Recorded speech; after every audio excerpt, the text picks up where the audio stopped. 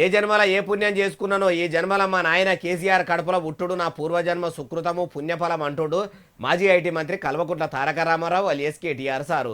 ఎన్నడు లేని కేటీఆర్ సారు నోటి నుంచి ఆ మాటలు ఎందుకు ఇప్పుడే వచ్చినాయి అంటారా? ఆయన్నే అడుగుదాం పాండ్రి. కేటీఆర్ సారు, మీ బాపు కేసీఆర్ కడుపులో పుట్టుడు మీకు ఎట్లా అనిపిస్తున్నది? కేసీఆర్ గారి కడుపున పుట్టిన బిడ్డగా నిజంగా నా పూర్వజన్మ సుకృతం, నా అదృష్టం. ఎందుకంటే మా నాన్న నా ఒక్కడికే హీరో కాదు, మా నాన్న మొత్తం తెలంగాణ జాతికి హీరో, 4 కోట్ల తెలంగాణ ప్రజలకు హీరో. మీ నాయన గురించి మీరు డబ్బా కొట్టుకున్నాడు కాదు, మీ నాయన గురించి మీరు గొప్పగా చెప్పుకున్నాడు కాదు సారు. మీరు తెలంగాణ హీరో అని అనగానే అయిపోతుందా? మరి మీ బాపు తెలంగాణ హీరోనే అయితే ఎందుకు సారు మీ 10 ఏళ్ల పాలనను పాతరబెట్టి షెయి సర్కార్ను ఏలుబడిలకు తెచ్చిర్రు? అంటే హీరో అని మీరు చెప్తున్న తమరి తండ్రి గారు ప్రజలను గుండెగాని లెక్క చూసిండా ఎట్లా? ఎందుకంటే హీరోలను ప్రజలు ఎప్పటికీ అభిమానిస్తూనే ఉంటారు. మీ నాయన్ని ఎందుకు అభిమానించలేదు? 3వ పారి ముఖ్యమంత్రి కాకుండా ఎందుకు మూలకు కూర్చుండబెట్టిర్రు? పిట్టపిల్ల పిట్టకే ముద్ద అన్నట్టు ఎవల నాయన వాళ్ళకే ముద్ద అనిపిస్తాడు.